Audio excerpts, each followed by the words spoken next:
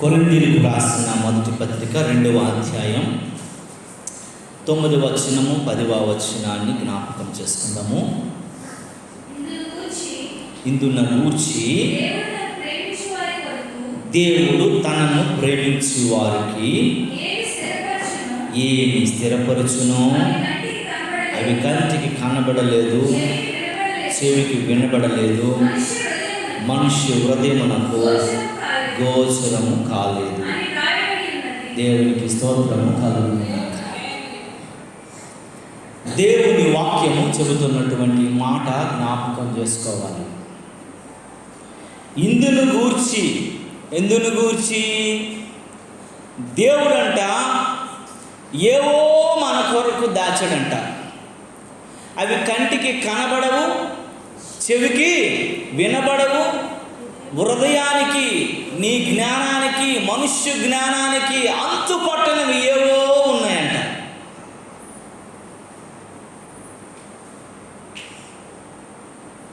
మనం ఈరోజు ఏదో ఆలోచిస్తున్నాం, ఏదో గుర్తు చేసుకుంటున్నాం, ఏదో జ్ఞాపకం చేసుకుంటున్నాం, ప్రభు సన్నిధికి వచ్చి ఏవేవో అడుగుతున్నాము. కానీ దేవుడు వాగ్దానం చేస్తున్నటువంటి సంగతులు ఏంటంటే అవి కంటికి కనబడవు, చెవికి వినబడవు, మనుష్య జ్ఞానానికి అగోచరమైనవి, గోచరము కానివి, తెలియజేయబడలేనివి నీ కొరకు దాచబడి ఉన్నాయి. అవి ఎవరికి ఇస్తాను అనంటే నన్ను ప్రేమించి ఆయనను ప్రేమించు వారి కొరకు ఉంచబడ్డాయంట. దేవుని నామానికి మహిమ కలుగును. దేవుడు లోకమును ఎంతో ప్రేమించాడు. లోకం అంటే మనల్ని ప్రేమించినటువంటి దేవుడు మన కొరకు దాచినటువంటి దానిని, నీ జ్ఞానానికి అంతు పట్టలేనిది దేవుడు నీ కొరకు ఉంచాడట. దేవునికి స్తోత్రము కలుగును గాక. దేవుడు మన కొరకు ఏమి సిద్ధపరిచాడనంటే అవి కంటికి కనబడవు, చెవికి వినబడవు, హృదయానికి అర్థం కావు, మనిషి జ్ఞానాన్ని ఎక్కడ కూడా తెలుసుకోలేంత గొప్పవంట. చాలా సాక్ష్యాలు మందిరాల్లోనూ, టీవీల్లోనూ, యూట్యూబ్లో వింటాం. ఇప్పుడు మరీ ఘోరమైన సాక్ష్యాలు. ఒక ఆవిడ సాక్ష్యం నేను విన్నాను. ఆవిడ దొరికితే ఆవిడికి నాలుగు తీసేయాలంత బాధ అనిపించింది. అంటే దేవుని నామం మన వలన అన్ని జనులు ఎదుట దూషించబడకూడదు. సాక్ష్యం ఏంటో తెలుసా?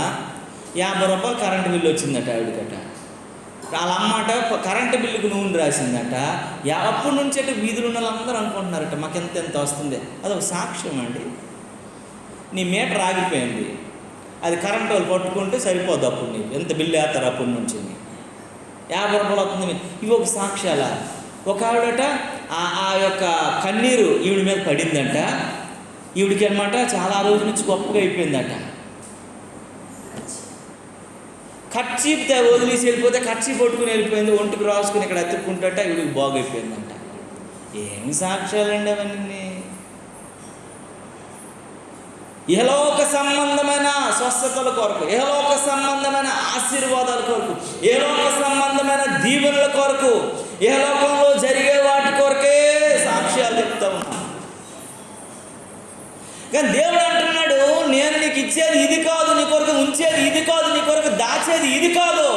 అది నీ కంటికి కనబడదు, చెవికి వినబడదు, నీ హృదయానికి అసలు అగోచరమైనటువంటి నీ జ్ఞానానికి సరిపోయినంత గొప్పది నీ కొరకు నేను ఉంచాను అంటాడు. ఎంతమంది తెలుసు? అందరికీ తెలుసు కదా. AI, artificial intelligence. అంటే ఏఐ అంటే తెలుగులో ఏంటంటే కృత్రిమ మేధస్సు. కృత్రిమ మేధస్సు అంటే మనిషి కంటే చాలా అడ్వాన్స్. నువ్వు ఒక లెటర్ రాయాలనుకో, ఆలోచించి బుర్రకు చాలాసేపు పని చెప్పి అది ఏ లెటరు, పర్సనల్ లెటరా, ఫ్యామిలీ లెటరా, అఫీషియల్ లెటరా అని ఆలోచించకుండా నువ్వు మ్యాటర్ చెప్తే చాలు, ఒక పెద్ద మ్యాటర్ నీకు ఇచ్చేసి లెటర్ రాసి ఇచ్చేస్తా, నువ్వు సంతకం పెడితే చాలు.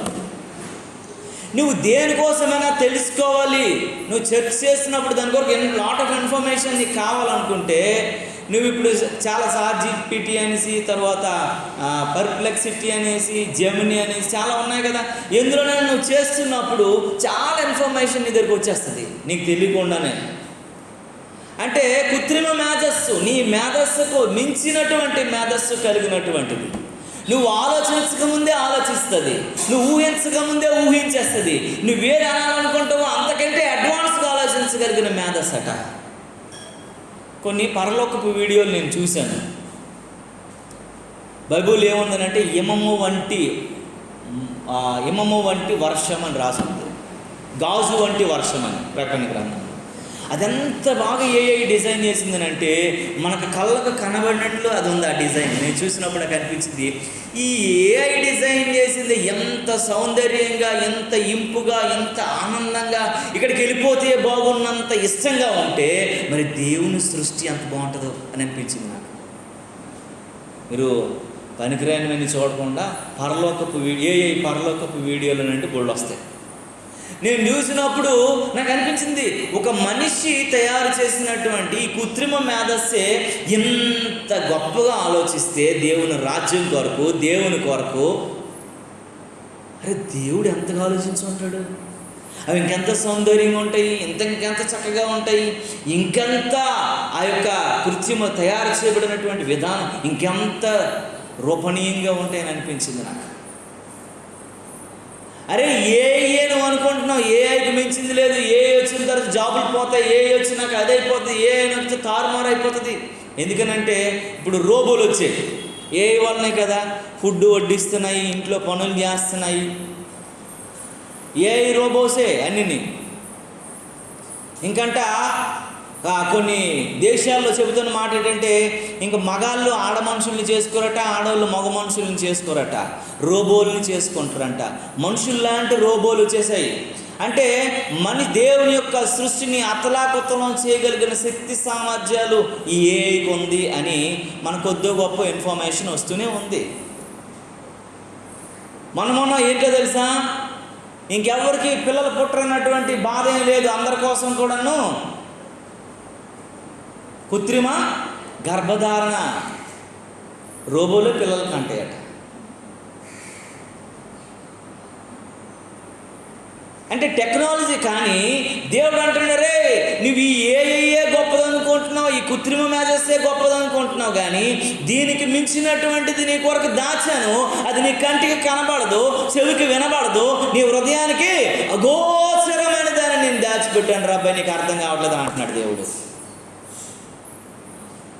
చిన్న చిన్న సంతోషాలకు, కొంత బంగారపు మొక్కకు సంతోషం, ఇంత ఇల్లుకి సంతోషం అయిపోతున్నాం, కొంచెం అంత భూమి ఉంటే సంతోషం. ఇది కాదంట దేవుడు నీకు ఇంకా ఇవ్వాల్సినది. అది నీ కంటికి కనబడనంతది ఉంది, నీ చెవికి అర్థం కాదు, నీ హృదయం ఎరుగులేనటువంటిది గొప్పది నీ కొరకు దాచాను అని దేవుని వాక్యం చెప్తుంది. దేవునికి స్తోత్రము కలుగునుగా.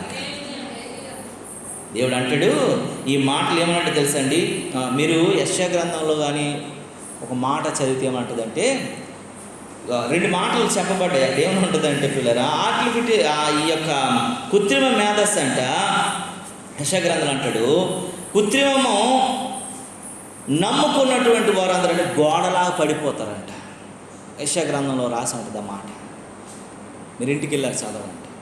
కృత్రిమము నమ్ముకునేది అంటే ఇవన్నీ చూసి ఆనందపడిపోయినట్టు ఒకరోజు గోడలాగా పడిపోతారు, కూలిపోతారని దేవుని వాక్యం చెప్తూ ఉంది. కనుక దేవుని వాక్యం చెబుతున్నటువంటి మాటలు మనం చాలా జాగ్రత్తగా ఆలోచించాలి. కేవలము ఎంత కంటికి కనబడింది, హృదయానికి గోచరం కాంది, అర్థం కాంది, మానవ మేధస్సుకు అంతుపట్టలేనటువంటిది ఎవరి కొరకు దేవుడు దాచిదంటట, తనను ఎవరైతే ప్రేమిస్తారో వారి కొరకు దేవుడు దాచిపెట్టి ఉంచాడంట. దేవునికి స్తోత్రము కలుగును గాక. అది నువ్వు పొందుకోవాలనుకుంటే నువ్వు దేవుని ప్రేమించే వ్యక్తిగా ఉన్నావా? దేవుని ప్రేమను అవలంబించే వ్యక్తిగా ఉన్నావా? దేవుని ప్రేమను అర్థం చేసుకునే వ్యక్తిగా ఉన్నావా? నువ్వు దేవుని ప్రేమిస్తున్నావు, దేవుడు నిన్ను ప్రేమిస్తున్నాడు అనడానికి ఒకటే కారణం. ఏంటో తెలుసా అండి? నువ్వు దేవుని ప్రేమిస్తున్నావా లేదా అనడానికి ఒకటే కారణం. దేవుడు నిన్ను ఎంత ప్రేమిస్తున్నాడో తెలుసా? యోహాను లూకాసు సువార్త 3:11 ఒక మాట అంటాడు. ఏమనంటాడో తెలుసా? 2 ఉంటే 2 పూటల భోజనం ఉంటే ఒక పూట వాళ్ళకి పెట్టండి అని అంటాడు.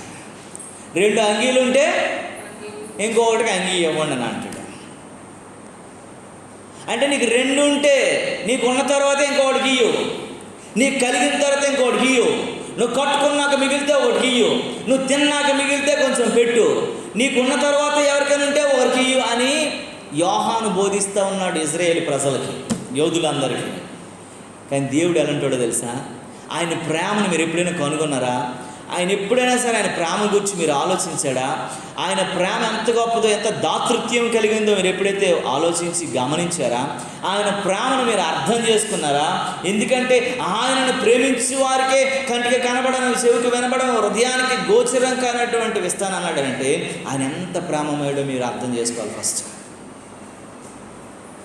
ఎందుకనంటే ఆయన దగ్గర ఒకటి ఉంది, అద్వితీయమైనది. అలాంటి ఇంకొకటి లేడంట.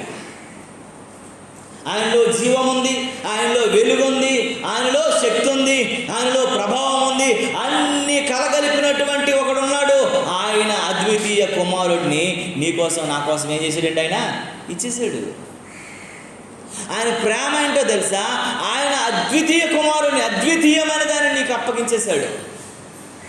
కానీ ఇంకా నువ్వు నీ దగ్గర ఉన్నటువంటిది ఏది కూడా ప్రభువుకి ఇవ్వలేని వ్యక్తిగా ఉన్నావు. అది బాధాకరం. ప్రభు కంటే మీరు ఏది ఇవ్వలేకపోతున్నారంటే ప్రతి మనిషికి తట్టింటి ఇహలోక సంబంధమైన ధనం, ఇకలోక సంబంధమైన ఆస్తి, ఇకలోక సంబంధమైనవి ఇవ్వలేదనేసి ఆలోచిస్తారు. అవన్నీ దేవుడు యాక్సెప్ట్ చేయడండి. అది బైబిల్ చెప్తున్న బోధ కాదు. అది కొంతమంది క్రియేట్ చేసుకున్నది. అది ఈ స్వస్థతలని, ఆశ్చర్యకార్యాలని, అద్భుతాలని, ఇది ఒక మనకి మెస్ప్రైజింగ్లో దేవునికి వ్యతిరేకంగా నడుస్తున్నటువంటి ఒక బొర్ర యేసు యొక్క బోధ ఇదంతను. నిజమైన యేసు, పాపుల కొరకు మరణించే యేసు, అద్వితీయ కుమారుడికి వచ్చే యేసు బోధిస్తున్నది. నీకున్న కలిగిందంతా దేవునికి ఇవ్వమని ఎక్కడ బోధించలా. ఆయన బోధించేదాన్ని నువ్వు ఆయనకి కావాలని బోధిస్తున్నాడు. నీ హృదయం ఆయనకు ఆలయమైపోవాలని బోధిస్తున్నాడు. ఆయన సారూప్యంలోకి నువ్వు మారిపోవాలని బోధిస్తున్నాడు. ఆయన మెచ్చేటట్లు నువ్వు ఉండాలని కోరుకుంటున్నాడు తప్ప నీకు కలిగినవన్నీ ఆయనకు అవసరం లేదని అంటున్నాడు.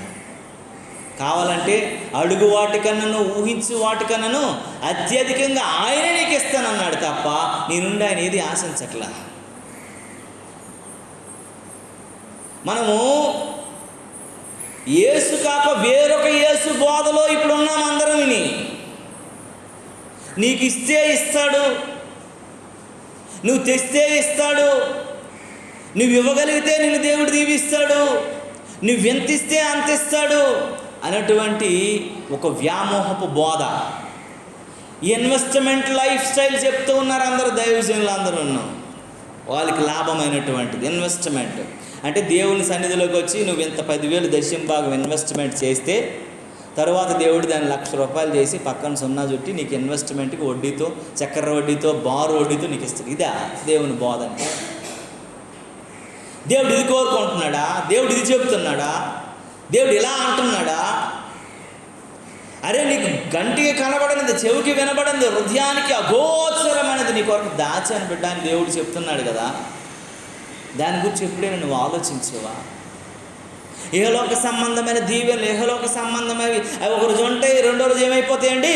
పోతాయి. అవి శాశ్వతమైనవి కాదు. ఈ లోకము శాశ్వతమైనవి కాదు, ఈ ఆశీర్వాదాలు శాశ్వతమైనవి కావు, ఇవేవి శాశ్వతమైనవి కాదు. అందుకే యోబు ఇవన్నీ అశాశ్వతమైన దాని కొరకు ఎందుకంత ప్రయాసపడుతున్నావు అని తన భార్యతో మాట్లాడుతాడు. ఇవన్నీ అశాశ్వతమైనవి, నువ్వేమీ తేలేదు కదా, ఇక్కడ ఉన్నవే కదా, ఇవన్నీ వదిలేవలసినవే కదా, అక్కడ కోసం ఏమైనా ఆలోచించావా అని మాట్లాడుతున్నాడు. అశాశ్వతమైన దాని కొరకు ఎందుకు నువ్వు గుండెలు బాదుకుంటున్నావు, కొట్టుకుంటున్నావు? ఉదయం లేచి నుంచి అదే ప్రయాస, యాతన. నరక యాతనను పడకుండా ఉండాలంటే ఇహలోక సంబంధమైనటువంటి వాటి కొరకు ఈ లోకంలో నువ్వు యాతన పడకూడదని దేవుని వాక్యం చెప్తాం. ధనవంతుడు ఈ లోకంలో అన్ని రకాలైనటువంటి వాటి కొరకు యాతన పడ్డాడు. నరకంలోకి వెళ్ళిన తర్వాత నరకంలో కూడా మహా యాతన పడుతున్నాడు. లాజరు ఇహలోక సంబంధమైన యాతన ఏం లేదు. ఆయన యాతన అంతా దేవుని సముఖానికి వెళ్ళాలా, దేవుని దగ్గర ఉండాలా. దేవుడు నా కొరకు కంటికి కనబడిన, చెవికి వినబడిన, హృదయానికి అగోచరమైన దాచాడు, అదేదో చూడాలన్నటువంటి ఆలోచనతో ఉన్నాడు. కాబట్టి ఈ లోకంలో ఏ యాతన లేదు, అటువైపే చూశాడు. అందుకే ఆయన కొరకు అక్కడ దాచబడింది అంత సమృద్ధిగా అనుభవించాడు.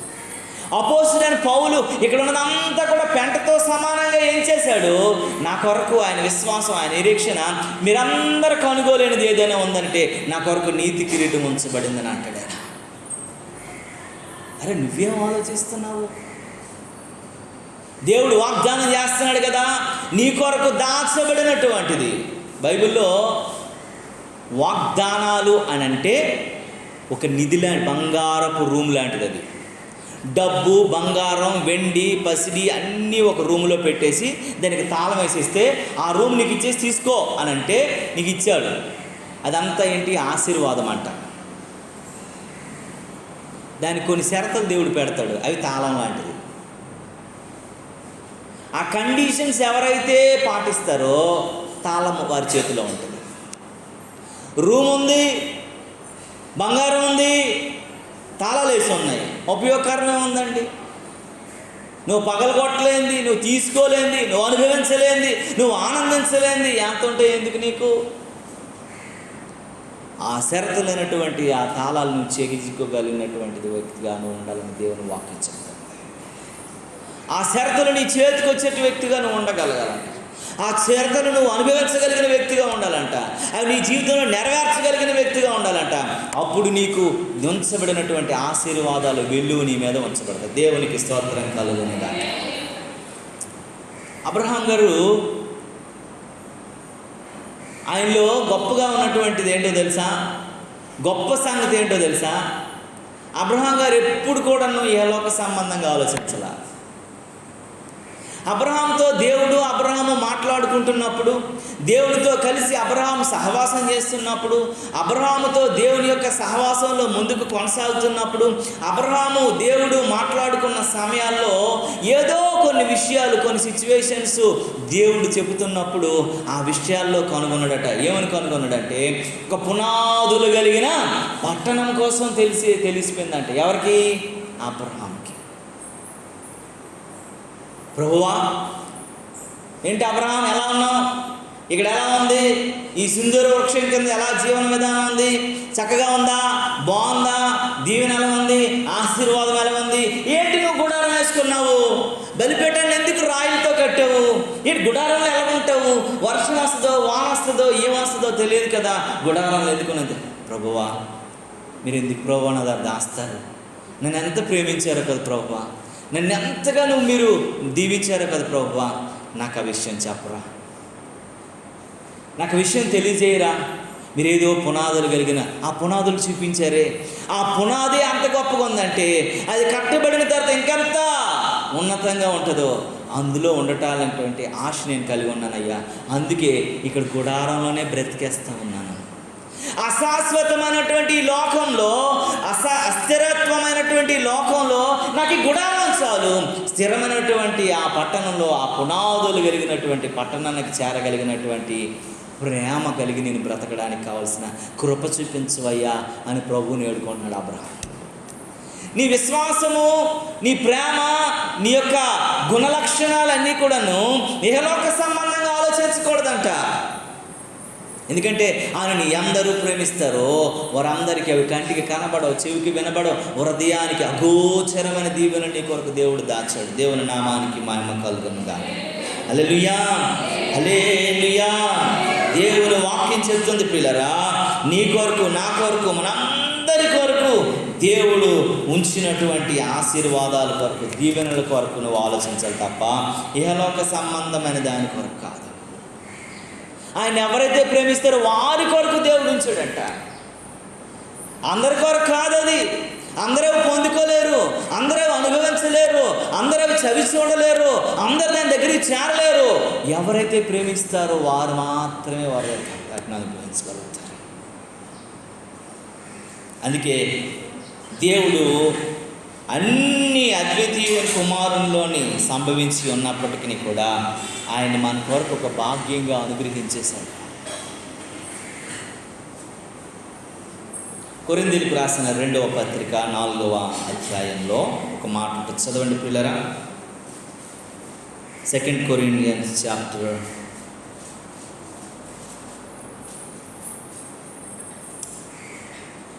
4వ అధ్యాయం 16 నుంచి చదవండి ఒకసారి.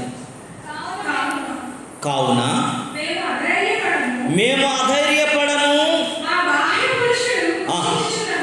మా బాహ్య పురుషుడు కృషించుచున్నను, అంతరంగ పురుషుడు దినదినము నూతన పరచబడుచున్నాడు. మేము దృశ్యమైన వాటిని చూడక అదృశ్యమైన వాటిని నిదానించి చూచుచున్నాము. దేవునికి స్తోత్రము కలుగునుగాక. కొరింథీ ప్రజలకు చెప్తున్నాడు, అరే మీరు దీవెనలని ఆశీర్వాదాలని ఈడెనకాల ఆడెనకాల పరిగెడుతున్నారు.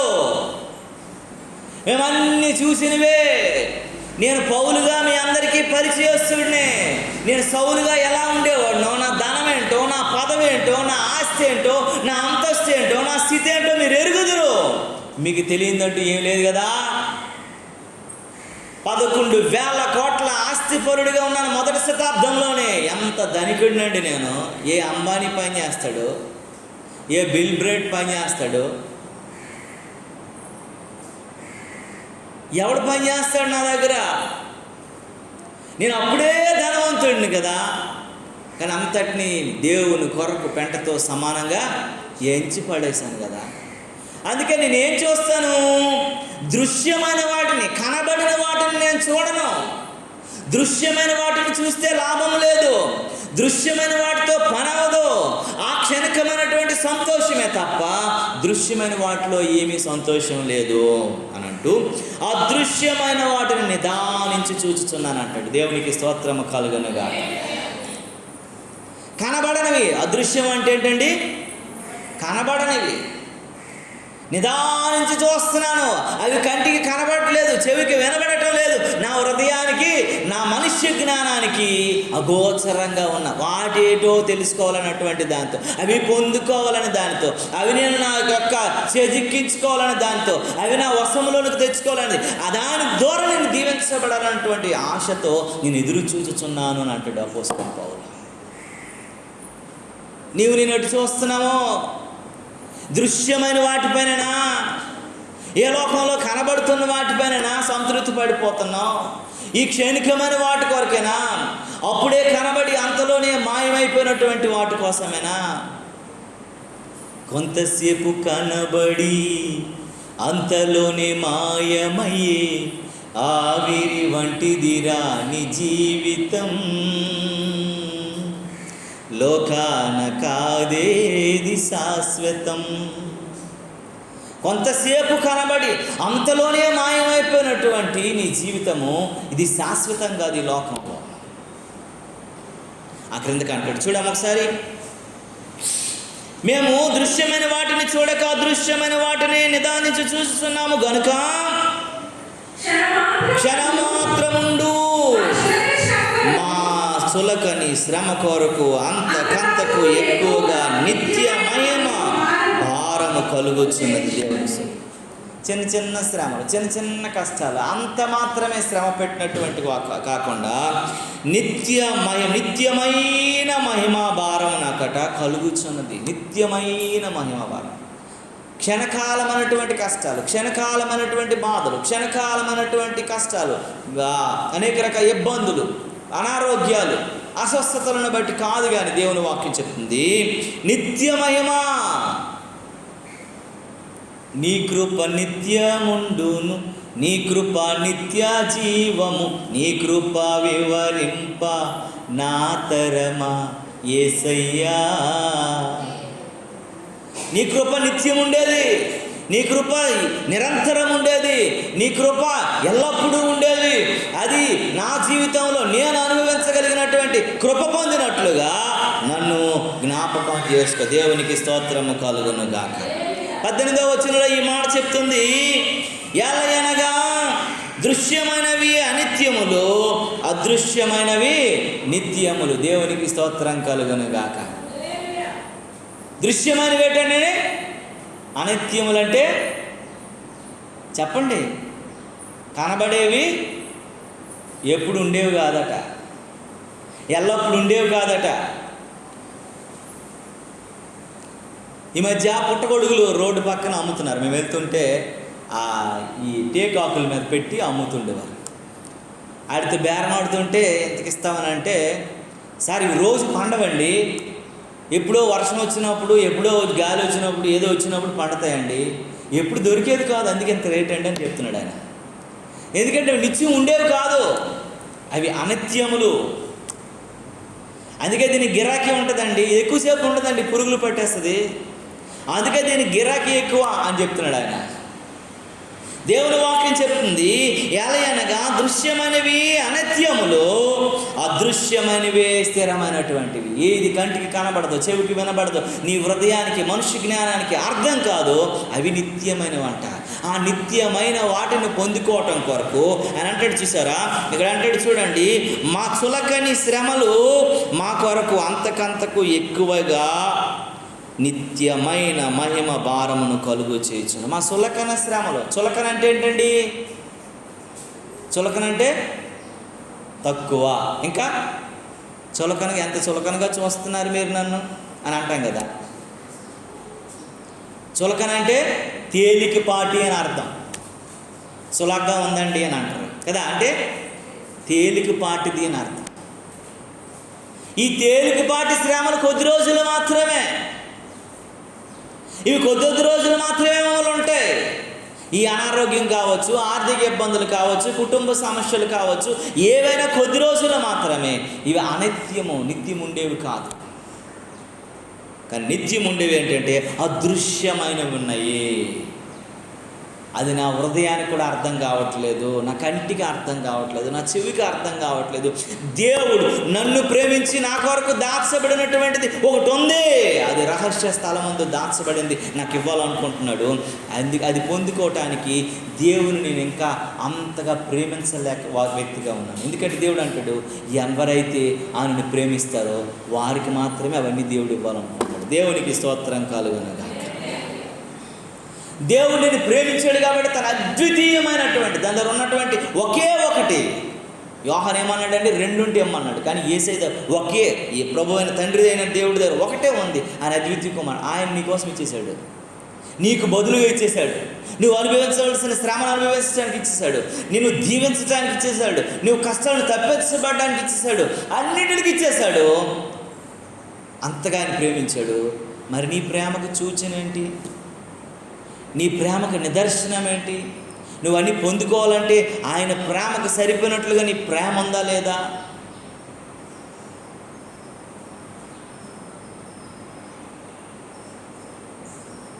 తల్లిదండ్రుల ప్రేమ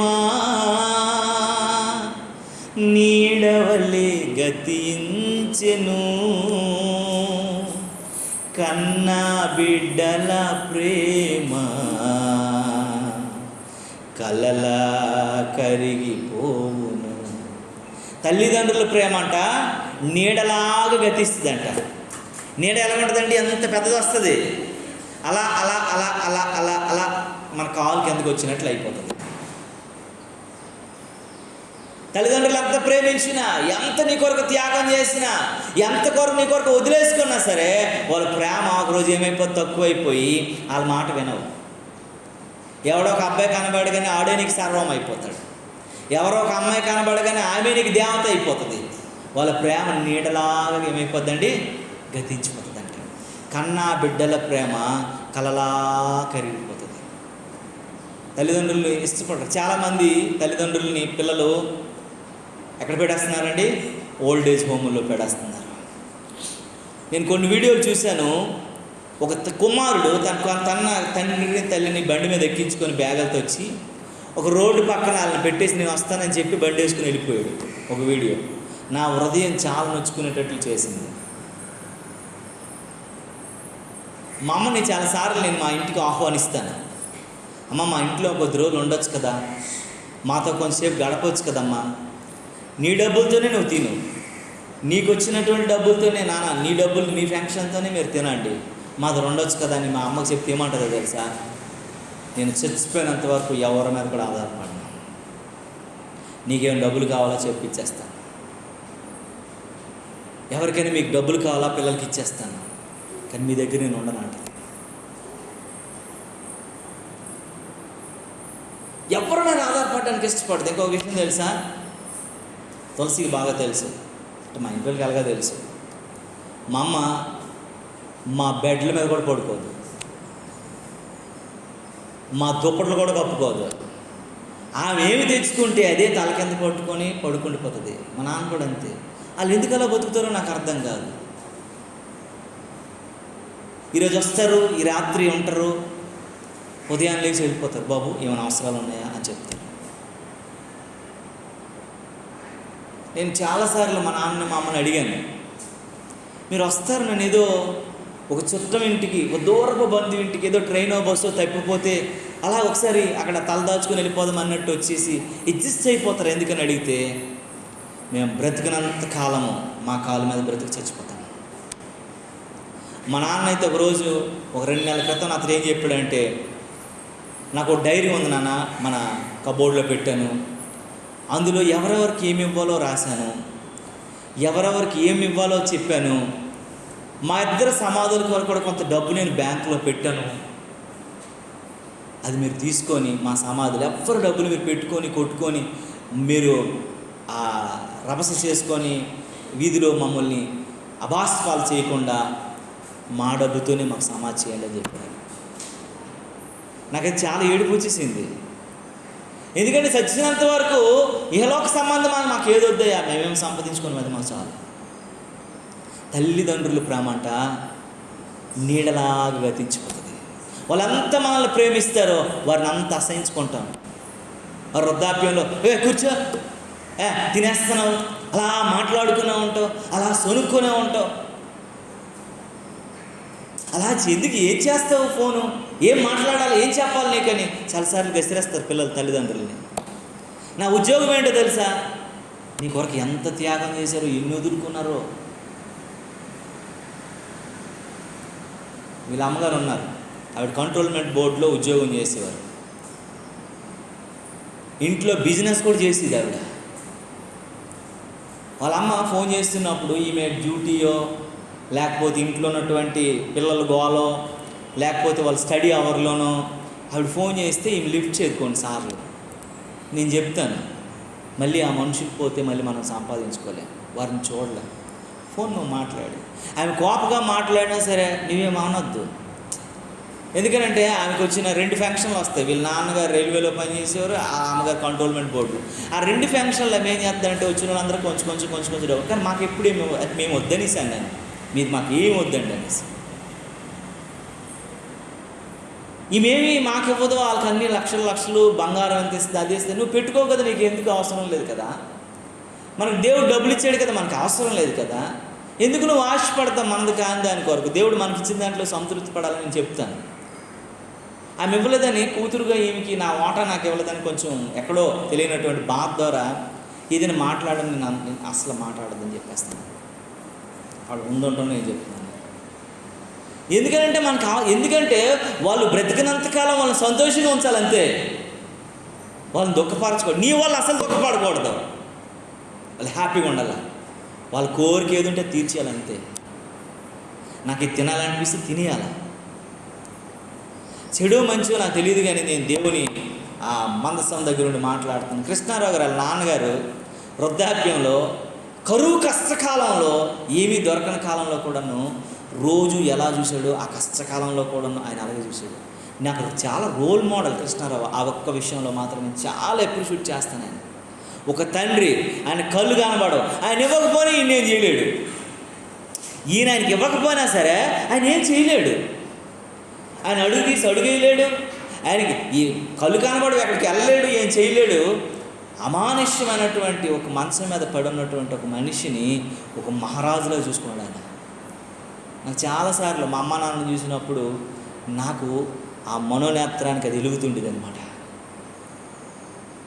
మనం ఎప్పుడు కూడాను చిన్న మన మధ్యలో చేసే మనుషుల యొక్క గొప్ప కార్యాలు మనం గుర్తారు. అల్లాడు చేసాడు, ఆడికి పేపర్లు వేసారు, టీవీలు వచ్చింది, అల్లా అమ్మాయిల గట, అవి మాత్రం మనకు నసాలకు ఎక్కిపోతుంది, నరాలకు ఎక్కిపోతుంది. మన కళ్ళ ముందు ఎన్ని గొప్ప కార్యాలు చేసినా ఆడు మనోడైతే అసలు మనకి నచ్చవు. ఆ చేసేట్లు వాళ్ళు బోల్డ్ ఉన్నాయి, మీకేటి తెలుసులేండి, ఆ ఒక్కదాన్ని పట్టుకొని మీరు గొప్పోడని అర్థం అంటారు. మనం మరి లాడ్లో ఉండబెట్టి ఆళ్ళు బోల్డ్లో వసుకులో ఉంటాయి, ఆ ఒక్క మంచిదే కదా నువ్వు మంచి అని చెప్తున్నావు. అంతే కదమ్మా. మనుషులు మంచి మైండ్ ఉండదు. వాళ్ళకి నచ్చకపోతే చెడ్డోడు, నువ్వు వేసేస్తాడు స్టాంపు. భార్యాభర్తల ప్రేమ వికసించిన ప్రేమ పుష్పం అంట. వాడిపోయి రానుల త్వరలో మోడులా మిగిలిపోయేదంట. అందంగా భార్య కనబడగానే, సౌందర్యంగా భార్య కనబడగానే వీడు మామూలుగా ఉండడం. ఆమె ఎప్పుడైతే అనారోగ్యవంతురాలు అయిపోద్దో, ఎప్పుడైతే బలహీనం అయిపోద్దో, ఎప్పుడైతే నిన్ను సరిగా చూడలేని పరిస్థితికి వస్తుందో ఆశ్రయించుకోవటం. ఇంటికి వస్తే నీ మొఖం చూస్తే చాలు బాబు దరిద్రం అనే పరిస్థితికి వచ్చేస్తుంది.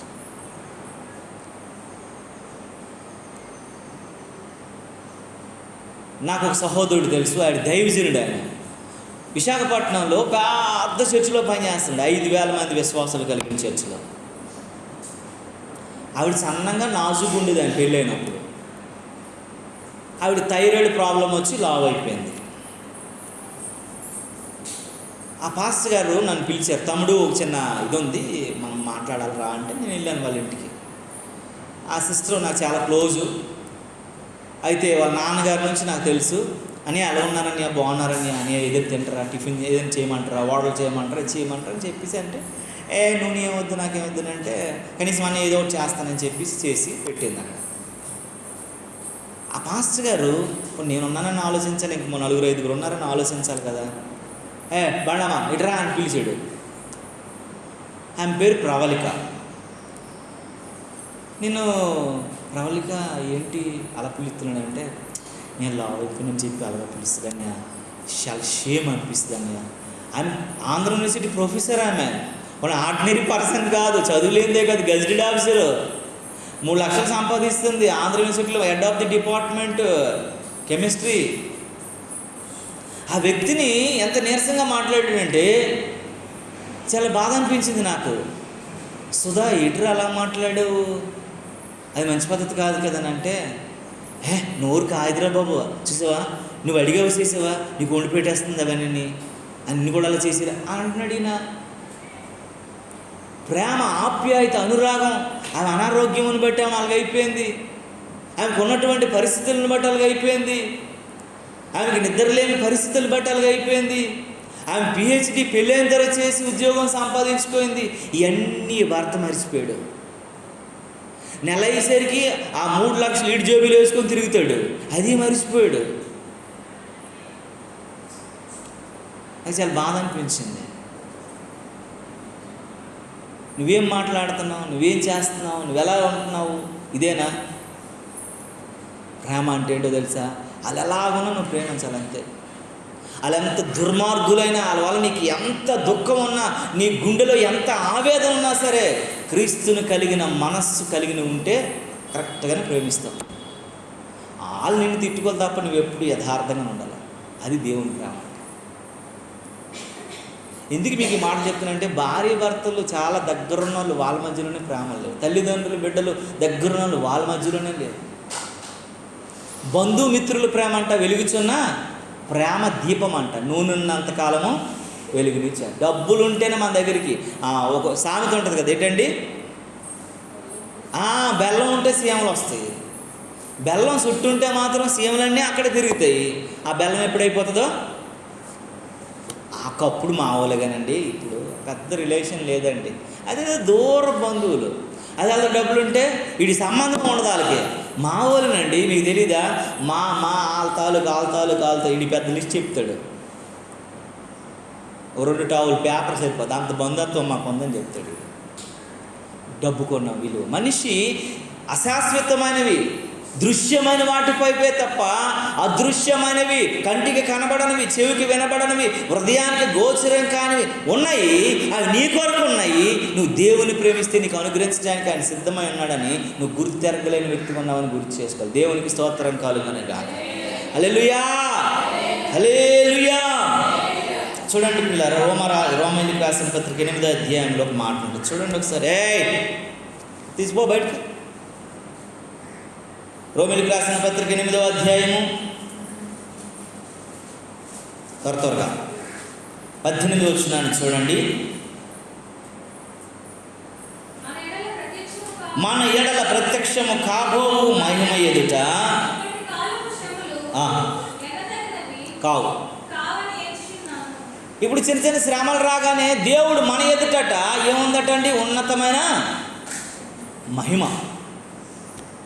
నిన్ను దీవించేటువంటి దీవెన, నిన్ను ఆశీర్వదించగలిగిన ఆశీర్వాదము, నిన్ను ఎత్తగలిగినటువంటి సమృద్ధి కలిగినటువంటి కృప నీ మీద విస్తారంగా ఉన్నప్పటికీ కూడా ఈ చిన్న చిన్న శ్రమలను బట్టి దేవుడు ఏమోనండి ఈ మధ్యకాలంలో మమ్మల్ని చాలా శోధనలు వచ్చేస్తున్నాయండి, చాలా కష్టాలండి, తట్టుకోలేకపోతున్నామండి.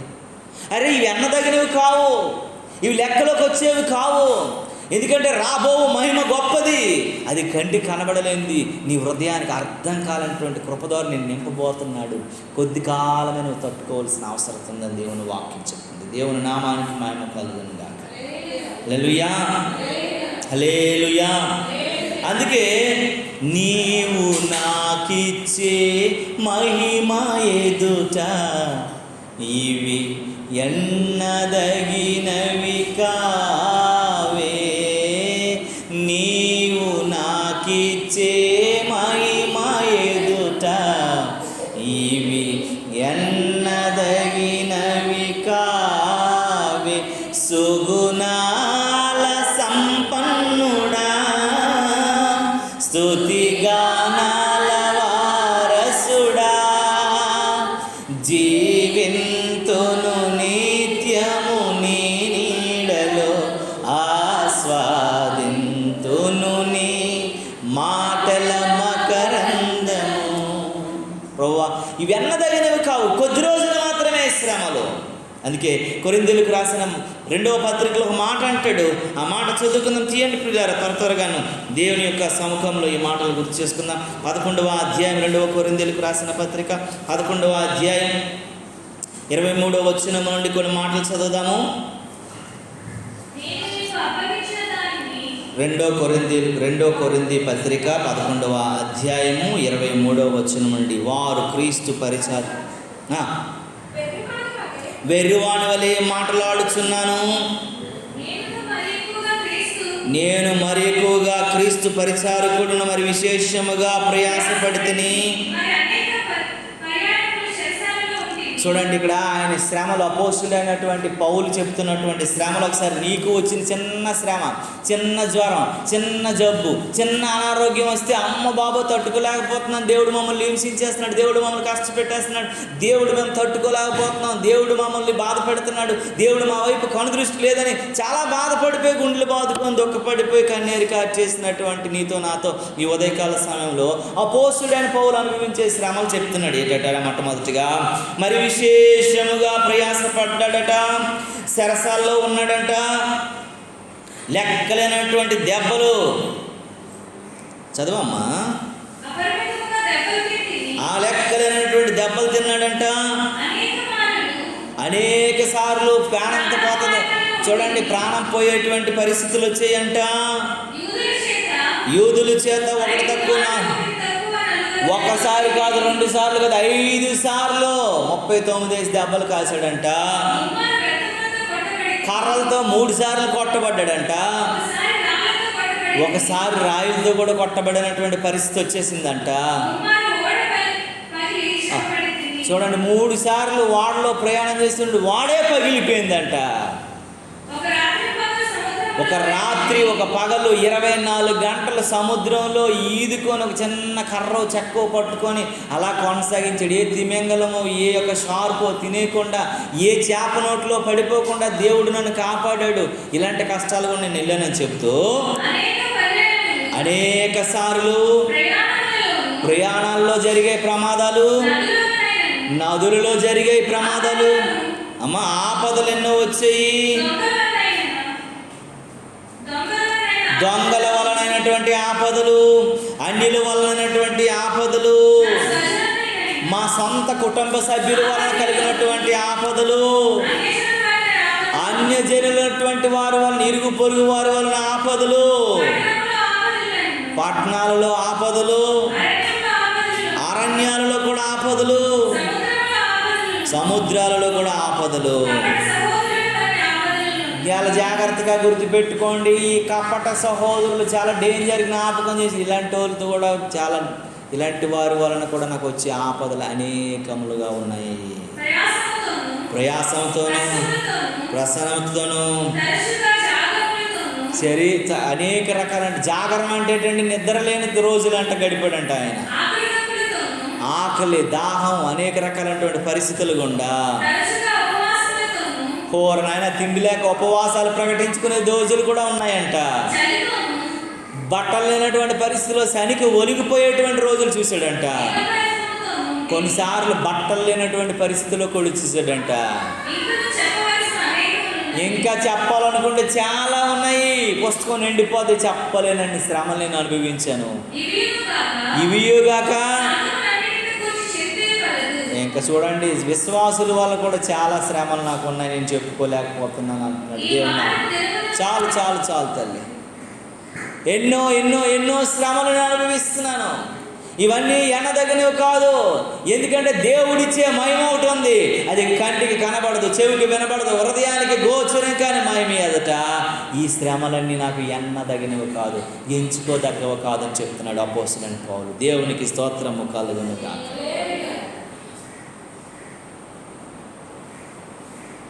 ఎందుకంటే పిల్లరా, నీవు నేను మనము ఎటు చూస్తున్నాము? కనబడే వాటి కొరకు, దృశ్యమైన వాటి కోసం చూస్తున్నాము.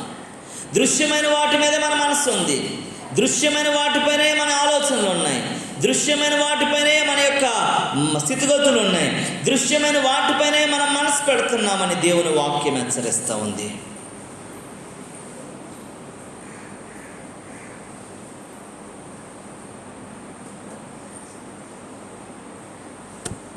ఎందుకంటే దేవుని వాక్యం చెబుతున్న కొన్ని మాటలు చాలా బాధ అనిపిస్తుంది, చాలా కష్టం అనిపిస్తుంది, చాలా దుఃఖం అనిపిస్తుంది. కొన్నిసార్లు ఆ మాటలు ఎంతో మనకి ఆనందాన్ని ఇస్తాయి. ఇదే 2 కొరింథీయులకు రాసిన పత్రికలోనే 1వ అధ్యాయం 8వ వచనంలో ఒక మాట ఉంటుంది చూడండి. సహోదరులారా, ఆసియాలో నాకు తటస్థించిన శ్రమను గూర్చి మీకు తెలియజేయట నాకు ఇష్టం లేదని అంటున్నాడు ఆయన.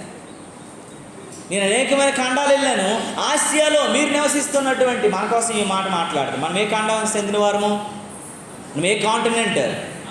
ఆసియా. మన కొరకు మాట్లాడుతున్న మాట ఏంటంటే, సహోదరుల ఆసియాలో నాకు తటస్థించిన శ్రమను గురించి మీకు నేను తెలియజేయడం నాకు ఇష్టం లేదు. ఎన్ని నేను చెప్పుకోగలనండి అని అంటాడు. చూడండి, అదేమనగా మేము బ్రతుకుతామనేటువంటి నమ్మకము లేక ఉండినట్లుగా మా శక్తికి మించిన అత్యధిక భారములతో కృంగిపోతున్నాయి. మా శక్తికి మించినటువంటి శ్రమ, కష్టాలు, బాధ, ఎన్నో శ్రమలు కూడా ప్రయాణం చేస్తున్నారు. కానీ వీటి మీద వారు మనసు పెట్టుకోలేదు, వారు ఆలోచించలేదు, వారు వాటిని పదే గుర్తు చేసుకోలేదు. అదే సమస్తమని ఆలోచించకుండా దేవుని మీద మనసు పెట్టి వారు వెళ్ళారు. దేవుడే సమస్తం చూసుకుంటాడనే ఆలోచన కలిగి ఉన్నారు.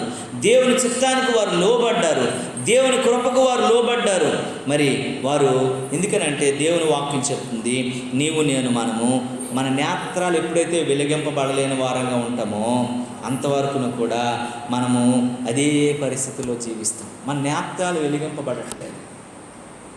మన చూపు ఎటుందంటే దృశ్యమైన వాటిపైన ఉంది తప్ప అదృశ్యమైన ఉన్నాయి, వాటిని వెలిగించగలిగిన దేవుడు మన పక్షాన ఉండాలనే ఆలోచన మనకి రావట్లేదు. అపోస్తలుడైన పౌలు ఎఫెసీ సంఘానికి రాస్తూ ఇవన్నీ చెప్పుకొచ్చాడు. చెప్పడానికి సమయం లేదు. 1వ అధ్యాయం ఒకసారి చదివిస్తే చదివేయండి. ఏమనంటాడంటే 1వ అధ్యాయం 17వ వచనం అంటాడు, మరియు మన మనోనేత్రములు వెలిగింపబడినందున ఆయన మిమ్మును పిలిచిన పిలుపు వలనైనను నిరీక్షణ ఎట్టిదో, పరిశుద్ధులతో ఆయన స్వాస్థ్యము యొక్క మహిమైశ్వర్యము ఎట్టిదో, ఆయన ఇచ్చేటువంటి మహిమైశ్వర్యము ఎట్టిదో మీకు అర్థం కావట్లేదట. ఆయన పిలుపు, ఆయన గుణాతిశయాలు ఎట్టివో మనకు అర్థం కావట్లేదు. ఎందుకంటే అవన్నీ అదృశ్యంగా ఉన్నాయి కాబట్టి మనకి దృశ్యం కనబడినవే మనం కోరుకుంటున్నాం, వాటిపైనే మన కన్ను దృష్టి, అవి కావాలనే మనకు ఆశ, అవి కావాలనే మన శ్వాస. లేచి నుండి పడుకున్నంత వరకు, పుట్టు నుండి చచ్చిపోయినంత వరకు అదే దృశ్యమైన వాటిపైనే మన మనస్సు. ఏమనుందమ్మా? చదువు ఒకసారి. 18వ వచనాలు ఏముంది? ఆయన క్రీస్తునందు వినియోగపరిచినటువంటి బలాతిశయమును బట్టి విశ్వాసం నందు ఆయన చూపుచున్న తన శక్తి యొక్క పరిమితమైనటువంటి మహాత్మ్యము ఎట్టిదో మీరు తెలుసుకొనిరి. ప్రభువు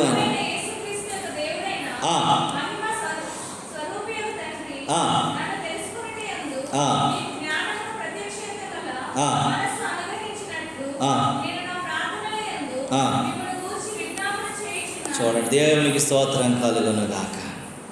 ఆయన ప్రత్యక్షతలు ఏంటో మీరు తెలుసుకోవాలని ప్రార్థనలు యందు మీకు నేను విజ్ఞాపన చేస్తున్నాను. మీ కొరకు మీరు దేవుని యొక్క కృపను, ఆయన నిగూఢమైనటువంటి సంగతులను తెలియక దృశ్యమైన వాటిపైనే మనసు పెడుతున్నారు, దృశ్యమైన వాటిపైన ఆలోచనలు కలిగి ఉన్నారు, దృశ్యమైన వాటినే మీరు చూస్తున్నారని దేవుని వాక్యం పదే పదే చెప్తుంది. మీ కన్నులు తెరవబడలేదంట. ఫస్ట్ మాట చెప్పింది 17 మీ కన్నులు ఏమవ్వలేదటమ్మా, తెరవబడలేదు. ఈ మాట చదివినప్పుడు యాజకులు పాత నిబంధన కాలంలో, మీకు ఎందుకంటే నేను చెప్తున్నాను, ఆశీర్వాదాలు దీవెనలు అన్నీ కూడా మన కొరకు తప్ప పాత నిబంధన కాలంలో ఎవరి కొరకు లేవు. పాత నిబంధన కాలంలో పరలోకం కోసం ఎక్కడ మాట్లాడలేదు. దేనికోసం మాట్లాడాడు? కనాను కోసమే మాట్లాడాడు. అబ్రహాముకి ఏమన్నాడు? కనాను ఇస్తానయ్యా, పాలు తేనెలు ప్రవహించే దేశం, నువ్వు అక్కడికి వెళ్ళు, నిత్యవర్షకాలం కలిగినటువంటి దేశం అది. అన్నీ 3-4 పట్టుకొని మోయలేనటువంటి ద్రాక్ష గెలల కాయ కలిగినటువంటి దేశం. అలాంటి దానిలో నువ్వు ఉండని చెప్పాడు. కానీ మనం ఎవరమాట, వాగ్దాన సంబంధమైనటువంటి ప్రజలమైన మన కోసము నిత్య రాజ్యం అనబడినటువంటి పరలోకం గురించి మాట్లాడతాడు. దేవునికి స్తోత్రం కలుగునుగా. వారికి లేని ఆనందాన్ని దేవుడు మనకు అనుగ్రహించాడు. అందుకే వారు ఎలాంటి వారు అంటే, లేవీకాండం 21వ అధ్యాయంలో ఒక మాట ఉంటుంది, చదివితే మనకి చాలా విషయాలు కనబడతాయి. లేవీకాండం 21వ అధ్యాయం 16వ వచనంలో చదువుతారు ఒకసారి.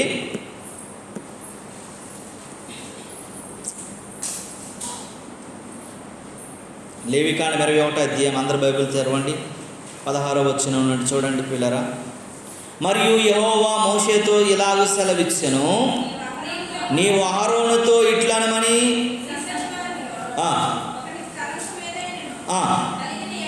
నీ సంతతి వారిలో ఒకనికి కలంకం ఏదైనను కడిగిన ఎడల తన దేవునికి ఆహారం అర్పించుటకు సమీపించకూడదు. అనగా ఎవని యందు కలంకముండునో వాడు గుడ్డివాడే గాని, కుంటివాడే గాని, ముక్కుడివాడే గాని, విపరీతమైనటువంటి అవయములు కలవాడే గాని, ఆ కాలైనను చేయైనను విరిగిన వాడే గాని, గూనివాడే గాని, నుజ్జువాడే గాని, కంటిలో పువ్వు గలవాడేనే గాని, గల్జి గలవాడే గాని,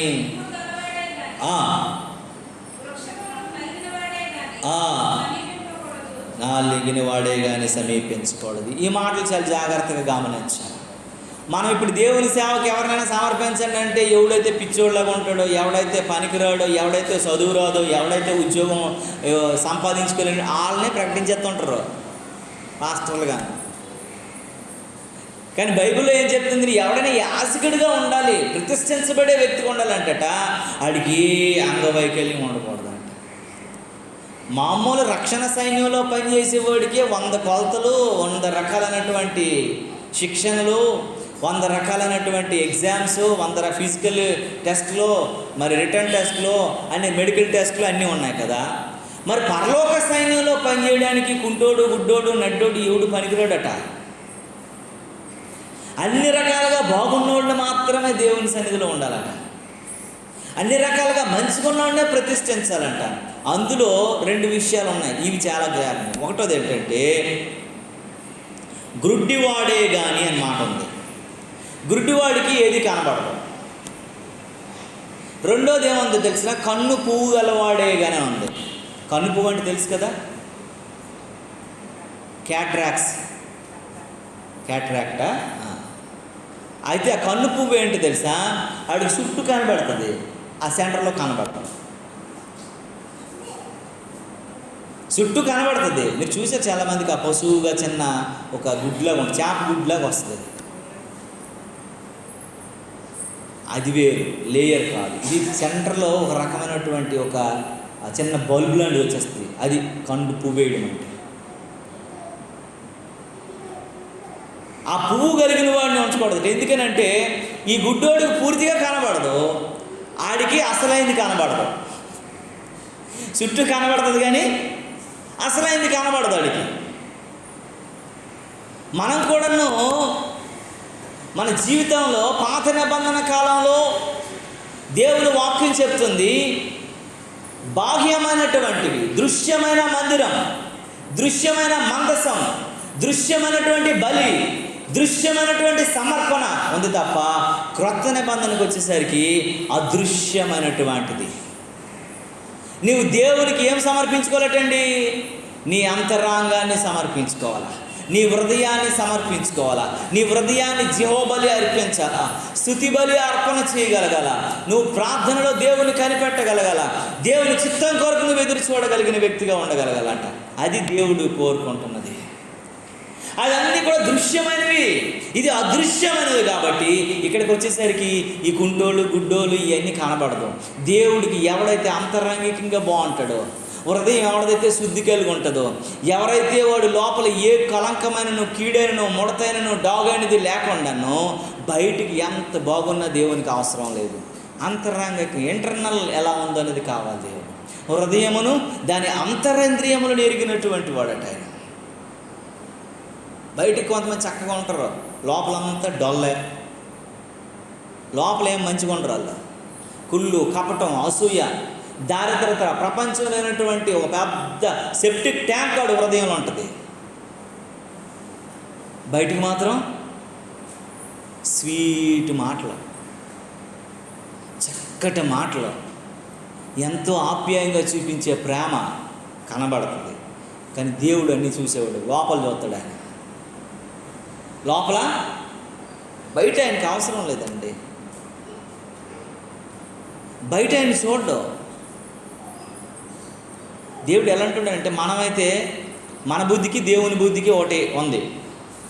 యేసు ప్రభువు 10 మంది కుష్ఠరోగులను బాగు చేశాడు. ఒకడు కృతజ్ఞతకి వెళ్ళాడు, 9 మంది వెళ్ళలేదు. యేసు ప్రభు ఏమని అడిగాడు? ఆ 9 మంది ఎక్కడా అన్నాడు. మీరు చదవలేదు, ఎప్పుడు వినలేదు అది, మరి చూస్తున్నారు నా మొహం తెల్లగా. ఆ 10 మంది ఎక్కడా అని అడిగాడు.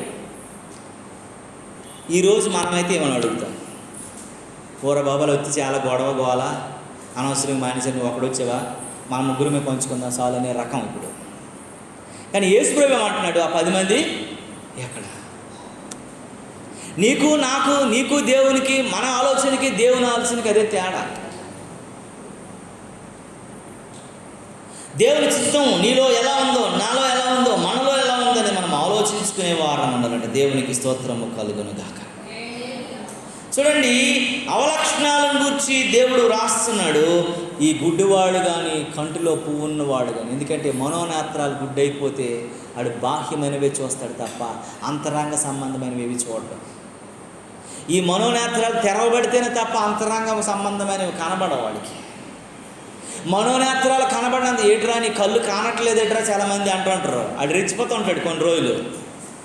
ఇదిలో రెచ్చిపోయి ఆడి నోటికి ఏం మాట వస్తాడో, ఏం చేస్తాడో, ఎవరికి ఏమంటాడో తెలియదు. వాళ్ళకి ఏమంటారండి పెద్దలు? ఆడి కళ్ళు కానట్లేదు, పెద్ద చిన్న అని కూడా చూడట్లేదు, వరుస వాయు అని కూడా చూడట్లేదు, మంచి చెడ్డ అని కూడా చూడట్లేదు అని అంటారు. ఆడికి ఏదైనా అనుకోకుండా ఒక చిన్న అపాయం జరిగింది అనుకోండి, ఏమంటారండి ఒకసారి చెప్పండి? బయడిగా సరిగా అయింది, ఎంత రెచ్చిపోయాడురా, కళ్ళు కానివాడు కాదురా, ఎలా ఉండేవాడురా, కరెక్ట్గా దేవుడు బాబు నువ్వు సోలు ధాన్యం బియ్యం ఎండడానికి కాదు, ఇలాంటి వాడు కూడా చూడడానికి నువ్వు ఉన్నావు, అది కరెక్ట్గా చేసావని చెప్పి మొక్కుకున్న వాళ్ళు చాలామంది ఉన్నారు, లేరా? మా ఊర్లో తిట్టుకుంటేలాగా గొడవలు ఆడుకుంటారు కదా ఆడవాళ్ళు, నీళ్ళు ఇసురుకొని మరి ప్రమాణాలు చేసి తిట్టుకుంటారు కొంతమంది. ఈ సిచ్యువేషన్ మీరు చూసారో చూడలేదు కానీ నాకు అంత నవ్వు వచ్చేస్తూ ఉంటుందో. నీళ్ళు ఇసురుకొని నీకు ఇదిగో జోరు ఇసురుతానని చెప్పేసి మరి తిట్టుకుంటారు, గట్టిగా తిట్టుకుంటారు. నువ్వు ఇదే అయిపోవాలి, అదే అయిపోవాలా, నువ్వు వెళ్ళే త్రోవలు రాకూడదు, ఇంకో త్రోవలో రావాలని చెప్తారు ఆవిడ. ఎందుకంటే మనిషి మనస్తత్వం ఏంటంటే మంచిది కాదంట.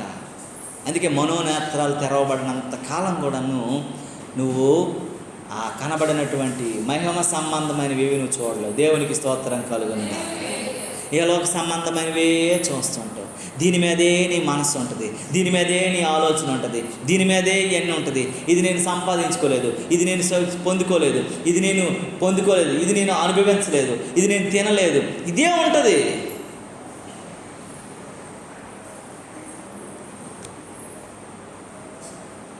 ఈ మధ్య నేను ఒక మీటింగ్కి వెళ్ళాను. ఆ మీటింగ్లో ఆ పాస్టర్ గారు ఒక మెనూ రాసి ఇచ్చాడు ఆ వండినోళ్ళకి. నేను, అయ్యగారు మీకు సంబంధమైనవన్నీ నేను చేసి పెట్టానండి అని అన్నాడు. అయిపోయింది. అమ్మ నాకు కొంచెం మంచినీళ్ళు, మీకోసం కొబ్బరి నీళ్ళు బాటిల్లో పెట్టు. నా కోసం ఉంచడం ఏంటి, నాకు మంచినీళ్ళే కావాలమ్మా నన్ను. పాస్టర్ గారు అలా కదండి, పాస్టర్ గారు మాకు ముందే ఒక మెనూ ఇచ్చేస్తాను. ఆడేవాడు ఇవ్వడానికి అన్నాను నేను. నీకు కలిగింది గిన్నె చలినీళ్ళు ఉంటే అది ఇస్తావు, ఆడు నీకు ఇవ్వడం ఏంటి? నీ కష్టం, నీ బాధ, నీ బరువు వాడికి ఏం తెలుసు? నువ్వే పరిస్థితులు ఉన్నావు వాడికి ఏం తెలుసు? మెనూ ఇవ్వడం ఏంటి? అందరితో పాటు భోజనాలు పెట్టాలి, ప్రత్యేకమైనటువంటి బంతి ఏంటి? ఆ పాస్టర్ గారు అన్నాడు, అయ్యారు మీరు ముందు తినకూడదని అన్నాడు. నేను నాతో పాటు ఒక తమ్ముడు వచ్చాడు. మేము వెళ్ళిపోయి అందరితో పాటు లైన్లో నిలబడి వాళ్ళు ఏదేస్తే అది తినేసాము. ఆ పాస్టర్ గారు పరిగెత్తి వచ్చి ఆకు తీసేయమంటాడు. ఆకు తీసేయడం ఏంటి? వీళ్ళు మనుషులు కాదా, వీళ్ళు విశ్వాసులు కాదా, వీళ్ళు దేవుని ప్రజలు కాదా? నీకోసం ప్రత్యేకంగా ఉండడం ఏంటండి? నువ్వెవడు పరిచయుడివా, నువ్వేమైనా సద్దుకాయుడివా, నువ్వేమి శాస్త్రుడివా, అవి ఇప్పుడే ఉపయోగిస్తున్నావా? నువ్వు ఎప్పుడు కాదు. నేను ఎప్పుడు కూడా నాకు గుర్తొచ్చేది, జ్ఞాపకం వచ్చేది ఏంటో తెలుసా? సేవకుడు అనేవాడు అందరికంటే చాలా తక్కువడు. అది యేసు ప్రభు ఈ లోకంలో చూపించాడు. ఏం చూపించాడు తెలుసా? తన శిష్యుల యొక్క పాదాలు కడిగాడు. తన అంగీతో వారి పాదాలని తుడిచాడు. యేసు ప్రభు ఎక్కడున్నాడు అండి? ఎప్పుడు సమీపించరాని తేజస్సులో అమరుడుగా ఉన్నాడు. ఆయన పరిశుద్ధుడు పరిశుద్ధుడు పరిశుద్ధుడని దేవదూతలు స్తుతిస్తుంటే గడప కమ్ములు పునాదులు వణుకుపోయినంత గొప్పోడు. చెరుపులు కరూపులు ఆయన యొక్క కాళ్ళు దేవుడు కనబడకూడదని రెక్కలతో మూసుకొని ఆరాధించగలిగిన భయోందోళనలో ఉన్నటువంటి దేవుడు చేపలు పట్టుకున్న వాళ్ళకి, స్నానం సరిగ్గా చేయని వాళ్ళకి, పొలుసుకొని పోయిన వాళ్ళకి యొక్క పాదాలు ఏం చేస్తాడు ఆయన? తగ్గింపు స్వభావం అంటే అది. మరి ఆయన కలిగిన మనస్సు నీకు కలిగి ఉండాలంటే ఆయన చెయ్యాలా? విశ్వాసుల మీద కాలు వేసుకొని కాలు ఊపుకొని కూర్చొని నువ్వు నా కాలు నొక్కని అనకూడదు. అది దేవుని యొక్క మనస్సు కాదు, దేవుని యొక్క ఆలోచన కాదు, దేవుని యొక్క జీవన విధానం కాదు. అది నువ్వు తగ్గించుకోవడం అంటే విశ్వాసుల పాదాలు కడగలిగిన అనుభవంలోకి వచ్చినప్పుడే నువ్వు తగ్గించుకోవాలి. అయ్యగోరు అని పిలవకపోతే ఇడు కోపం వచ్చేద్ది. ఏంటిది అయ్యగోరు అనకపోతే ఏమైనా పరలోక రాజ్యం నీకు సోటు గట్టి పోద్ది అంటే? నీకుండా గౌరవించాలా లేదని చూసుకోవాలా? నేను గౌరవించారా లేదని చూసుకోవాలా? ఒక సంఘంలో ఆవిడ 92 సంవత్సరాలు రిటైర్డ్ టీచరు, అన్నగారు అని పిలుస్తుంది. నా దగ్గర ఆవిడ వచ్చేసి ఓ పాస్టర్ గారు వైజాగ్లో ఉన్నారు. ఆ పాస్టర్ గారితో నేను మీటింగ్కి వెళ్ళాను. అంతకుముందు ఆవిడ దగ్గరికి వాక్యం చెప్తాను, నేనంటే చాలా ఎంజాయ్ చేస్తూ ఉంటుంది. ఆవిడ నాకు అంటది, నేను ఆరాధన చేసినప్పుడు పూర్తిగా ఏ పాట పాడవు బాబు నువ్వు, అన్ని మొక్కలే ఆరాధనలో చిన్న చిన్న మొక్కలని ఎత్తుతాం కదా. ఆవిడ నాకు వచ్చేసి ఆఫీస్ అని అంటుంది, అన్ని మొక్కలే పాడతావు నువ్వు, పూర్తి పాట ఒకటి పాడవని అన్నది నాకు.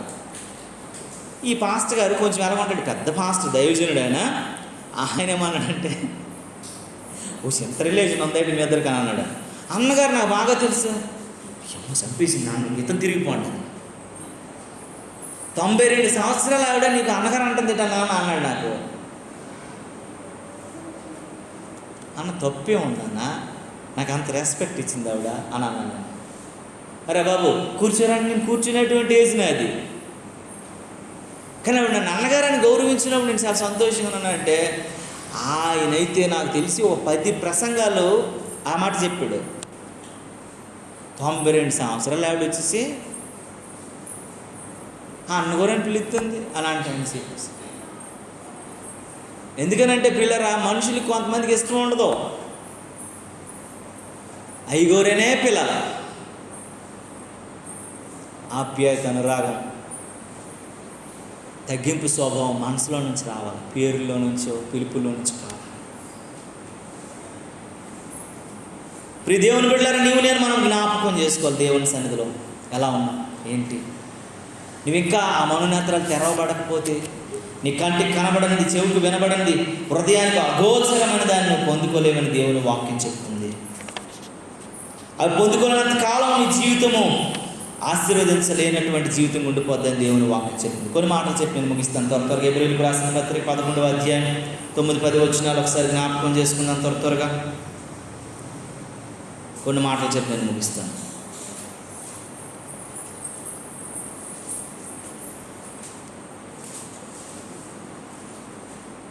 పదకొండవ అధ్యాయం 9-10 వచనాలు చూడండి.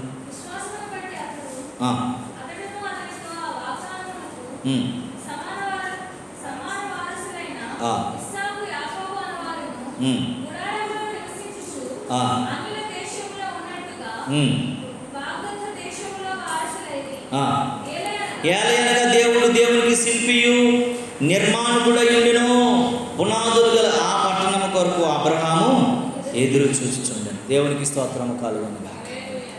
అబ్రహాము మనసంతా కూడా అన్నట ఇక్కడ అసలు ఒక సంబంధమైన దాని మీద లేదట. శిల్పియు నిర్మాణకుడైనటువంటి దేవుడు దేనికి ఉన్నాడు? ఆ పునాదులు కలిగిన పట్టణం. ఇంకా చూసింది అబ్రహాం ఏం చూసాడండి? పునాదులే చూశాడు. ఇంకా పట్టణం ఎలా ఉందో ఇమాజినేషన్ లేదు ఈయనకి. ఆ పునాదులే ఎంత బాగున్నాయంటే పట్టణం ఎంత బాగుంటుందో. ఇక్కడ నా గుడారం చాలు, ఇక్కడ నా నివాస స్థలం ఎలా ఉంటే చాలు, ఇక్కడ ఇలా ఉంటే నేను బ్రతికేస్తానన్నటువంటి ఆలోచనలోనికి వచ్చేసాడు. దేవుని నామానికి మహిమ కలుగునుగాక. హల్లెలూయా, హల్లెలూయా. ఎందుకంటే అదృశ్యమైన వాగ్దాన దేశం కొరకనే అబ్రహాము తప్పించిపోతున్నాడు తప్ప, ఎందుకంటే అవి నిత్యమైనవని తెలుసు. అనిత్యమైనటువంటి ఏలోక సంబంధమైనటువంటి వాటి కోసం ఆలోచించట్లే అబ్రహాం. ఆ 12వ అధ్యాయం చూసినట్లయితే 22వ వచనంలో ఏమని ఉంటుంది చూసారా? ఒకసారి ఆ పక్కన చూడండి. 12వ అధ్యాయంలో చూడండి 22వ వచనంలో ఏమని రాసి ఉంటుంది అంటే, ఇప్పుడైతే సియోను కొండ జీవము కలిగిన దేవుని పట్టణము అనగా పరలోకపు యెరూషలేమునకు వేలాది కొలది దేవదూతల యొద్దకును పరలోకమందు వ్రాయబడి ఉన్న జ్యేష్ఠుల సంఘమునకును వారి మహోత్సవమునకును అందరి న్యాయాధిపతి అయినటువంటి దేవుని యొద్దకును సంపూర్ణ సిద్ధి పొందు నీతిమంతుల ఆత్మల యొద్దకును క్రొత్త నిబంధన మధ్యవర్తి అయిన యేసుని వద్దకును హేబెలు కంటే మరి శ్రేష్టముగా పలుకు ప్రోక్షణ రక్తమును మీరు వచ్చి ఉన్నారని జ్ఞాపకం చేసుకునండి. దేవునికి స్తోత్రము కలుగునుగాక. మనం వచ్చేదంటే ఎక్కడికి వెళ్తున్నమాట? పరలోకపు యెరూషలేము అనబడినటువంటి అక్కడ ఏదట హేబెలు రక్తము కంటే మరి శ్రేష్టమైన రక్తం. మనందరి పాపములకు జ్యేష్ఠుల సంఘమునకు వెళ్తున్నాం. ప్రత్యేకింపబడిన జనము నివసించే స్థలానికి వెళ్తున్నామని అది పొందుకోవటం కొరకు మన ఆలోచన ఉండాలి. అది అనుభవించటం కొరకు మన ఆలోచన ఉండాలి. అది నీ దగ్గరికి రావటం కొరకు నీ ఆలోచన ఉండాలి. అది నీ జీవితంలో అనుభవించగలిగినటువంటి మనస్సు నీకు ఉండాలట. అందుకే దేవుని వాక్యం చెప్తుంది 11వ అధ్యాయంకి మళ్ళీ వచ్చినట్లయితే 24-26 వచనాలు ఏమని అంటాడంటే, పిల్లరా దేవుని వాక్యం ఇలా మాట్లాడుతుంది. మోషే పెద్దవాడైనప్పుడు విశ్వాసమును బట్టి ఐగుప్తు ధనము కంటెను క్రీస్తు విషయములో నింద గొప్పదని భాగ్యమని ఎంచుకొనెను. అల్పకాలపు పాపభోగ్యములు అనుభవించుట కంటే దేవుని ప్రజలతో శ్రమ అనుభవించుటే మేలాయని ఎంచును. మోషే అంట ఎవరు? ఐగుప్తు రాణి కొడుకు. ఐగుప్తులో ఉన్నటువంటి ఫరోకి ఎంత వాల్యూ ఉందో, ఎంత ధనం ఉందో, ఎంత వాటా ఉందో, ఎంత అధికారం ఉందో, మోషేకి అంతే అధికారం, అంతే వాటా, అంతే ధనం, అంతే శక్తి ఉంది, బలం ఉంది. కానీ దేవుని వాక్యం చెప్తా ఉంది మోషే పెద్దవాడు అయిపోయాడు విశ్వాసమును బట్టి. మోషేలో దేవుని మీద విశ్వాసం, దేవుని రాజ్యం మీద విశ్వాసం, దేవుని మాట పైన విశ్వాసం ఎప్పుడైతే కలిగి ఉంటాడో ఐగుప్తు ధనము కంటేను క్రీస్తు విషయమై నింద గొప్పదని భాగ్యమని ఎంచుకున్నాడట. ఐగుప్తు ధనం కంటే బ్యాటరీ అయిపోయింది. నిందే గొప్పదని ఎంచుకున్నాడట. ఆ భాగ్యమని ఎంచుకున్నాడట. అని తెలుసుకున్నాడని దేవుని వాక్యం చెప్తా ఉంది. దేవుని నామానికి మహిమ కలుగునుగాక. హల్లెలూయా, హల్లెలూయా. నీవు నేను మనం జ్ఞాపకం చేసుకోవాలి ఈ యొక్క ఉదయకాల సమయం అంతా. ఆ నిందే గొప్పదని మనం ఎంచుకునేటువంటి పరిస్థితిలో ఉండాలంట. ఐగుప్తు ధనం కంటే క్రీస్తు విషయమే నిందే గొప్ప భాగ్యం ఎంచుకున్నాడట. అల్పకాల పాప భోగములను అనుభవించుట కంటే దేవుని ప్రజలతో శ్రమ అనుభవించుటే మేలాయని యోచించాడు. ఇవన్నీ అల్పకాల భోగాలు, అప్పుడుండి అప్పుడు పోయేవి. వీటి కొరకే ఊరిక ప్రయాస. కొంతమంది బ్యాంక్ బ్యాలెన్స్ ఇటైనా అటైనా అడిగి నిద్ర రాదు. ఒక రేంజ్లో వెళ్ళాలి, అది ఇలాగ వెళ్ళాలి తప్ప ఇలాగెళ్తే ఒప్పుకోడు ఆ మనిషి. అల్పకాల భోగం, అల్పకాల సంబంధమైన సంతోషం, అప్పుడు ఉండి అప్పుడు పోయేటువంటి ఆనందం కోసం కాదు. అందుకే దేవుడు ఒక మాట చెప్తాడు. ఇందులో 17వ వచనాన్ని ఒకసారి చదివితే ఏమంటాడు తెలుసా? చూడండి పిల్లలు, 17వ వచనంలో ఏమనుందంటే, అబ్రహాము శోధించబడి విశ్వాసమును బట్టి విశ్వాసునకు బలిగా అర్పించు. అబ్రహాము అంటే శోధించబడ్డాడంట. అనేకమైనటువంటి శ్రమలను, బాహ్యమైనవి ఎన్నో శోధించాడంట. అనేక రకాలైనటువంటి ఆలోచనలు వచ్చేసాయి. అబ్రహాముకి కొడుకు మీద ఎక్కువ ప్రేమ వచ్చేసింది, దేవుని మీద ప్రేమ తగ్గిపోయింది. అందుకే దేవుడు అబ్రహాముకి ఇస్సాకును బలి తీసుకోవాలని కాదు, ఫస్ట్ అబ్రహాము హృదయంలో ఇస్సాకు దేవుడిగా పూజిస్తున్నాడు కదా, ఆ విగ్రహారాధన నుంచి బయటకు రావాలి అబ్రహాం అనే ఉద్దేశంతోనే ఇస్సాకుని కావాలని అడిగాడు. అబ్రహాంకి అర్థమైపోయింది, ప్రభువా నా హృదయంలో నిన్ను కాక నేను ఇస్సాకుని పూజిస్తున్నాను, ఇప్పుడు తీసేస్తున్నాను ప్రభువా అన్నటువంటి ఆలోచనకు అబ్రహాం ఎప్పుడైతే వచ్చాడో అప్పుడు ఇదిగో పొట్టేళ్ళు అని చూపించాడు దేవుడు. నీకు శ్రమ వచ్చినప్పుడు, బాధ వచ్చినప్పుడు, కష్టం వచ్చినప్పుడు నీలో ఉన్నటువంటి కొన్ని విగ్రహాలు ఉంటాయి కదా, వాటిని నువ్వు తీసేటువంటి పరిస్థితికి రాకపోయినంత కాలం కూడా ఆ శ్రమలు నీ ముందు నీకేమవుతాయండి, పరీక్షలు పెడుతూనే ఉంటాయి. అవి రాకుండా నీ జీవితాన్ని సరి చేసుకునే వ్యక్తిగా ఉండాలని దేవుని వాక్యం చెప్తూ ఉంది. 27వ వచనంలో చెప్తున్న మాట అందులోకి వచ్చేసరికి, విశ్వాసమును బట్టి అతడు అదృశ్యమైన వాటిని చూసినట్లు స్థిరబుద్ధి గలవాడై. విశ్వాసమును బట్టి ఏంటండి, అదృశ్యమైన వాటిని చూసాడంట. ఎవరు? మోషే గారు. విశ్వాసం లేనంతకాలం కూడా దృశ్యమైన వాటిని చూశాడు. గొర్రెలు కోసుకున్నాడు, మా ఇంటికి వెళ్ళి కొన్ని దినాలు ఉన్నాడు, ఐగుప్తు ధనాన్ని బట్టి ఆనందించాడు. ఎప్పుడైతే అదృశ్యమైనవి నా కోసం కంటికి కనబడవు, చెవికి వినబడవు, హృదయానికి గోచరం కానీ ఉన్నాయి అన్నటువంటి ఆలోచన ఎప్పుడు వచ్చిందో అప్పుడు దేవుని వైపు చూడడం మొదలెట్టాడు. ఈ దృశ్యములన్నీ అశాశ్వతమైనవి, అదృశ్యమైనవి నిత్యములు శాశ్వతమైనవి, వాటి వైపు మళ్లించటం మనసు వెళ్ళాడు. నీవు నేను మన జీవితాల్లో మనం ఎలా ఉన్నాం మనం ఒకసారి ఆలోచించుకోవాల్సిన వారంగా ఉండాలి. ప్రతి విషయంలో కూడా. అందుకే 13వ వచనంలో చెప్తున్న మాట ఏంటో తెలుసా పిల్లరా? ఇక్కడ అంటాడు చూడండి, ఇక్కడ అంటాడు ఈ మాటలో చూడండి, మీరందరూ వాగ్దానమును ఫలమును అనుభవించకపోయి నన్ను దూరం నుండి చూసి వందనం చేసి తాము భూమి మీద పరదేశంలోని యాత్రికులను ఉన్నానని ఒప్పుకొనచ్చు విశ్వాసము గలవారని మృతుపడి. ఈ మాట నాకు ఎంత బాగా అనిపించింది అంటే, మేము ఆ వాగ్దాన ఫలము అనుభవించకపోయినా పర్లేదు, మా కొరకు ఉందన్నటువంటి నిశ్చయత ఒకటి ఉందో చూసారా, అది ఉంటే చాలు. మనం పొందుకుంటే తప్ప ఏమిటి మాకేం చేసాడండి, ఎంత నమ్మాము, ఎంత చేశాము, ఎంత మందిరికి వెళ్ళి ఏం చేశాడని మనం ప్రశ్నించడం కాదట.